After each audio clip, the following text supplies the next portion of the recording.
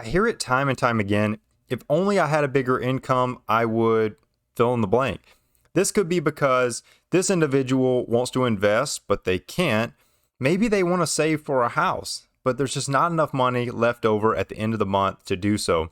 No matter the reason, when people say this statement, my ears almost instantly perk up. Why is that? Well, I have to wonder, does this individual actually have an income problem? When we think about it, income is the only part of the equation that most people actually even consider. Today, I wanted to address the other part of the equation. We're going to discuss two questions that you must answer first before you can determine why you feel like you can't get ahead. At the end of this episode, you will be on your way to seeing if you actually do potentially have an income problem. Here we go. Welcome to the Financial Mirror. Where future success is reflected in our knowledge of fixing the one thing we can control, ourselves.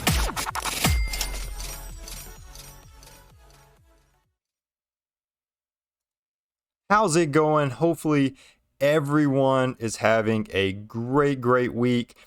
This is another episode of The Financial Mirror, and I could not be happier to be sitting here today going over another episode, going over individual personal finance, right? Thank you for joining. If today is the first day that you have found me, then congratulations. Hopefully this is everything that you expected it to be. And if you are listening on a podcast platform of your choice, don't forget to like and subscribe to the podcast. That does help with getting this message out to more and more individuals that could truly just get a little bit of help for their personal finances. If you're on Apple Podcasts or Spotify, don't forget to leave that 5-star review and a written comment, as both of those go truly a long ways in getting this message out. So I appreciate every single person that went through the treachery and suffering of last week's episode. If you listen to it on a podcast, I cannot tell you how much time I spent trying to get the audio correct, but it was a tough cookie to crack. If you watched the live stream, you could tell it almost looked like I was in a prison cell trying to make a video. So hopefully this week is a little bit better. I've jumped through all kinds of hoops to try to get the audio better, the visuals better, everything better, a whole new setup, still on the go. So if you missed last week's episode, we have moved from Hawaii, and I didn't really get my stuff yet. So I have improv'd, and I've set up a little mobile setup to do my stream from, and I must say it's totally different. So hopefully this is a episode that comes across a little bit better. But if you suffered with me last week, I appreciate it. Thank you for getting through that week with me, and hopefully we don't have any more like that. So I want to go over today a episode that comes a little bit, closer to home, because I think that a lot of people have this problem. I think they don't know what their problem is, but I think they have the problem about thinking that they may have an income problem. Well, I recently did do a whole entire series on increasing your income. I did a whole Increase Your Income series. And if you missed it, go check it out. There was great feedback around the whole entire series. And I hope that there's some good information for you to take away from it. But more importantly, it was a 4-part series that was all about you increasing your income. Well, that's not what today's episode is about. Today's episode is not about you increasing your income, because what I want to do today is focus and dig a little bit deeper into, do you actually have an income problem? And I think that's the part that we sort of sometimes miss. So today I want to divert from that, and I want to answer that question. Do you actually have an income problem, right?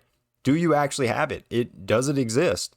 Because to be honest with you, there's a chance that you don't have an income problem. But I have listened to interviews and many individuals talk as if they all need a little bit more money and they'll be fine, right? Like, that's what everyone says. If I had a little bit more money, I would be fine. I've heard people say, oh, well, that person makes a 6-figure income. They don't understand the problems that I'm going through. Well, to be honest with you, when you're struggling, when you're, having a tough time making ends meet, it can be easy to divert that blame to, income. Income is the piece that can be the hardest to control. I'm not saying it's not controllable, right? I did a whole 4-part series on how you can increase your income. So it's controllable, but it's not as easily controllable as other things. So when you're struggling to make ends meet, it can be difficult to take that sort of self-reflection and ask yourself if you're actually suffering from a problem that has to do with your I or your E. That's right, your income or your expense. There's a chance that you more or less have an expense problem. You have a spending problem. So over my years of talking with people, most people want to solve their financial problems with more money. They want more money. And when they get more money, all their problems are going to go away. Every financial problem they had is going to go away. Well, I mean, the government tries that route too. Solve more problems, give more money like that. But the thing is we don't take government's ideas and government's tactics for our personal finance. Why? Because the simple fact the government doesn't manage money well either. There are trillions of dollars in debt. So these conversations, I rarely, and I mean rarely, hear people first address their problem as, man, if I could really get my expenses under control, I would really change my financial outlook, my financial picture, how my net worth, how I look at money would definitely change if I could get my spending under control. I never hear that part. I never hear that conversation get that deep with that much self-reflection. So once we sort of further have a conversation, whenever I'm talking to someone and we have that conversation, I ask questions, and those questions can drive people to sort of have that self-reflection moment where that light bulb just sort of like goes off, right? It just sort of clicks that there's more to saying, what their problem is doesn't technically have to be an income problem. It technically could be something else. And in this case, it could be a spending or an expense problem. So they do, at the end of that conversation, realize that if they can control their spending, they may not need more money. They may be able to just take a moment, look at their expenses, and solve all their problems, right? Well, since I can't ask you those same questions, and we can't physically have that conversation, virtually like we are now. Well, actually we can. You go to my website. Never mind. We'll get to that at the end. But we can't have this conversation just in passing, like I can have with some others. What I've decided to do is take this episode and really give you those questions and give you a chance to answer them, so that you can sort of reflect, take that self-reflection that so many people in conversations with me have been able to have. And you get to have that today, whether you're driving in your car or you're sitting in the office listening to this or you're watching it from home. You can have that self-reflection moment to where you can decide if this is a income or a spending problem. So without further ado, we're going to jump in. A couple questions, 2 major questions is all you have to really address, and that is the self-reflection in and of itself. So let's get started. So the first piece is, do you use a budget? How can we talk personal finance without first addressing, do you use a budget? And you bet I was going to bring it up, because when I talk finances with anyone, this is the first question I ask. But why? Why do every single person that talks personal finance ask about a budget? Why is that a thing? Well, the biggest reason is that most people don't use a budget. So when we're talking from a personal finance perspective, I'm almost asking a rhetorical question. 30% of Americans use a budget. The other 70 do not. There's a 70% chance when I ask you that question that I'm going to get a no.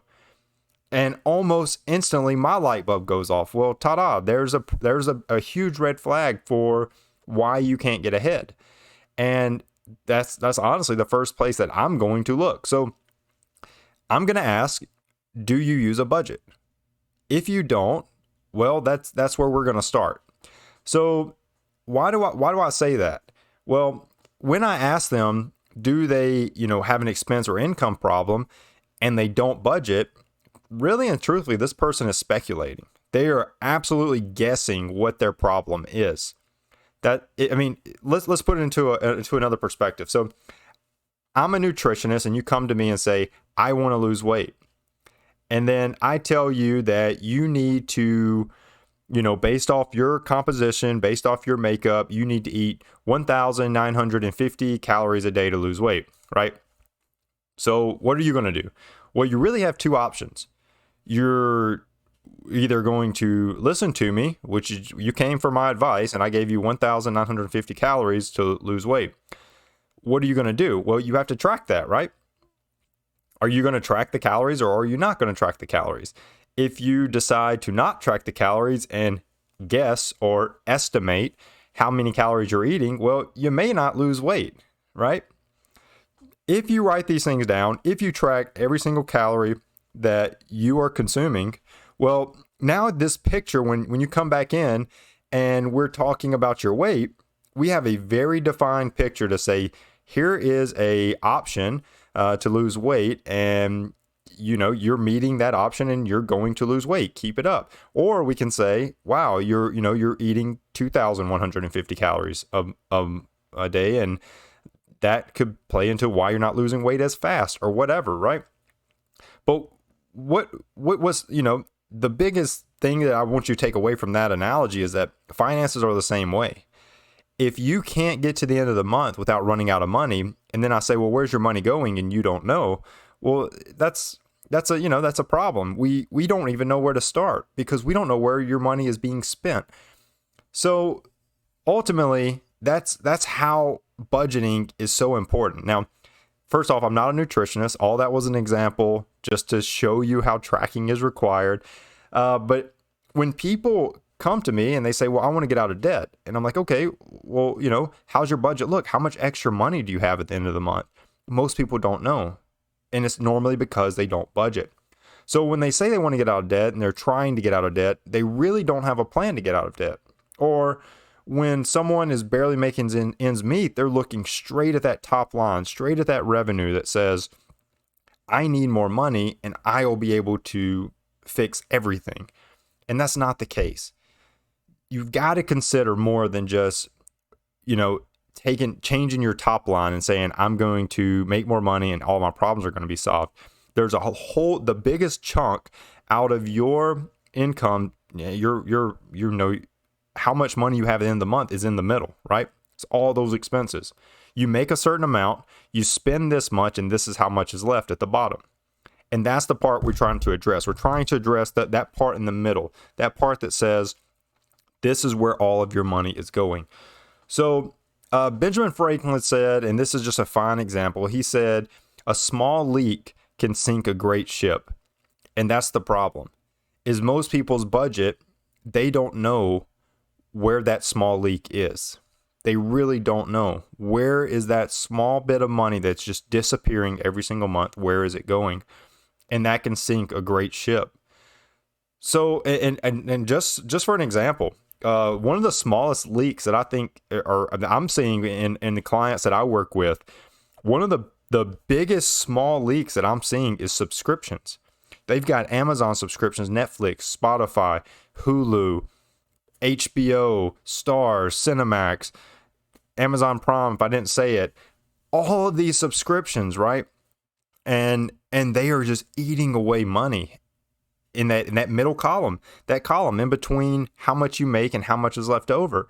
It's just eating away money. So people don't realize how much they're paying on subscriptions. And I think that's a huge piece of this equation, is finding those small leaks. The budget is what finds those small leaks for you. And then all of a sudden we have a game plan. We can start to build that game plan to say, do you have an income or do you have an expense problem? So the budget's the reality check, and will give you that clarity on which problem you have. So let's say you answer me and you tell me, yeah, I do a budget, but I still barely make ends meet. Well, that's where we get to question 2, and that's the part we get into next.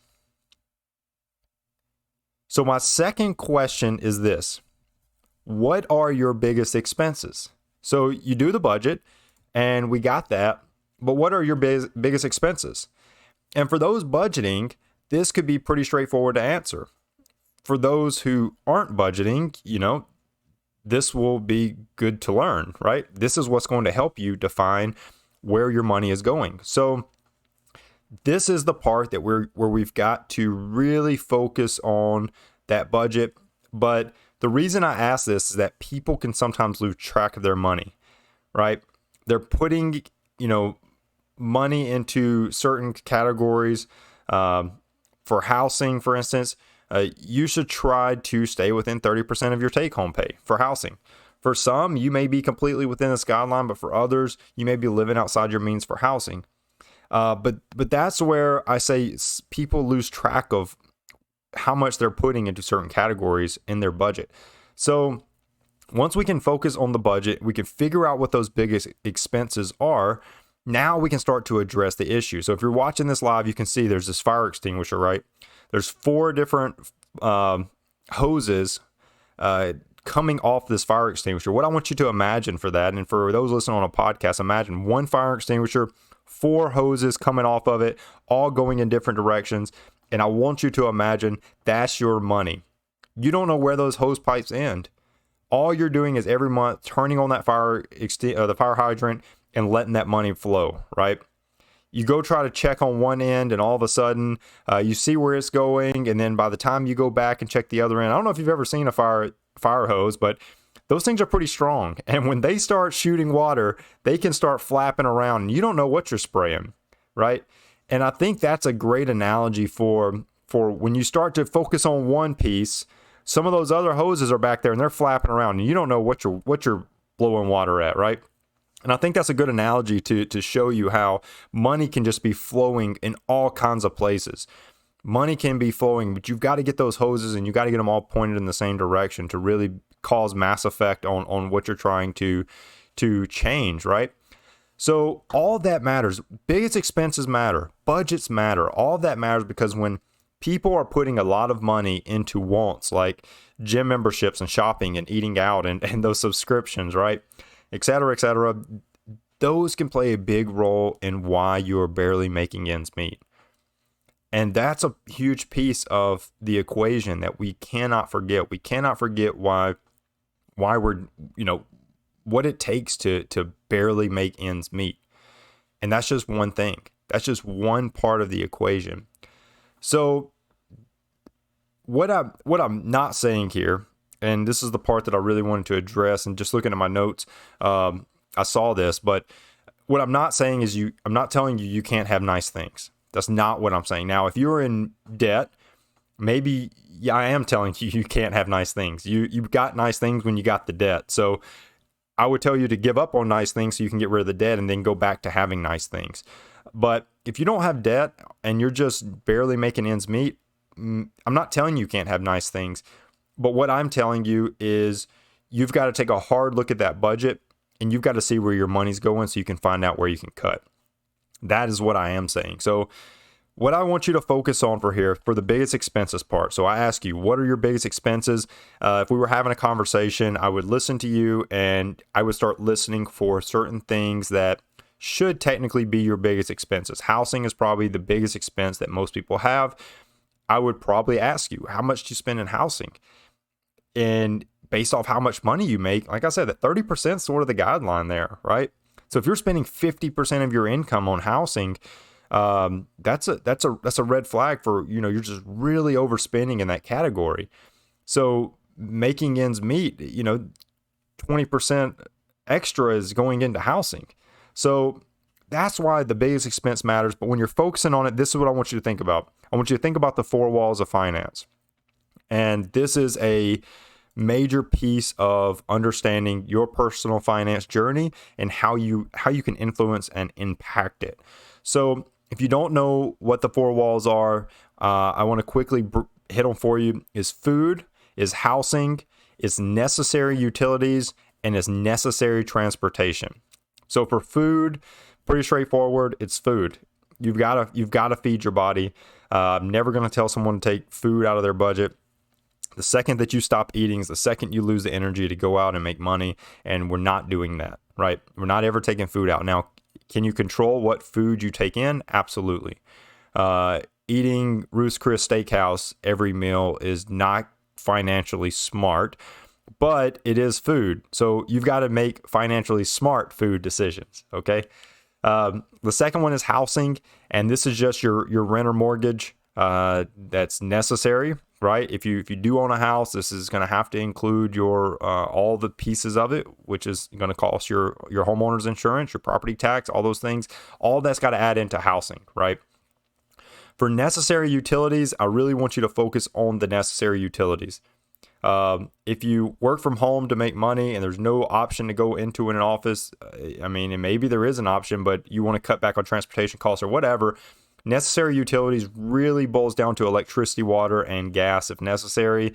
More and more, I am starting to lean more on internet being a necessary utility because so much is involved in online. And if you watch my Increase Your Income series, a lot of what I go over is it talks about things you can do that are potentially utilizing web content to increase your skills to make more money. So I'm starting to lean more toward internet being a necessary utility. I would just tell you to, you don't need a 3,000 terabyte connection to the outside world. Be reasonable, try to cut costs, but necessary utilities, electricity, water, gas, and like I said, I'm leaning more toward internet being one of those. Finally, necessary transportation. If you're watching this live, you can see I didn't put a car. I put a train, right, or public transportation. And that's because people think about transportation as their vehicle. I say necessary transportation because this could be a bus pass. This could be a train pass, whatever.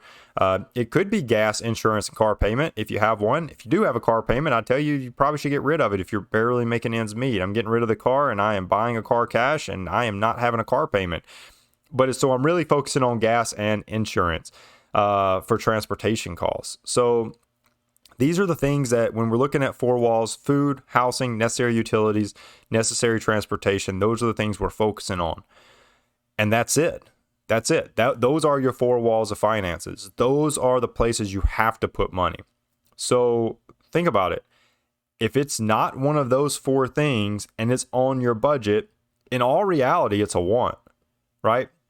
So when I ask you, what's your biggest expense? You answer that question. We dig deeper. We look into all of these type of things. I'm starting to think about where your four walls are going, how much money is put into your four walls. And then all of a sudden I have this moment and I look at it and I think about it and I write it down or whatever. And I say, wow, a lot of your money is going to wants. So if that much is going into your wants category, you have to wonder, is that the reason you can't make ends meet? And that's where we go next, right? That is the place we go next.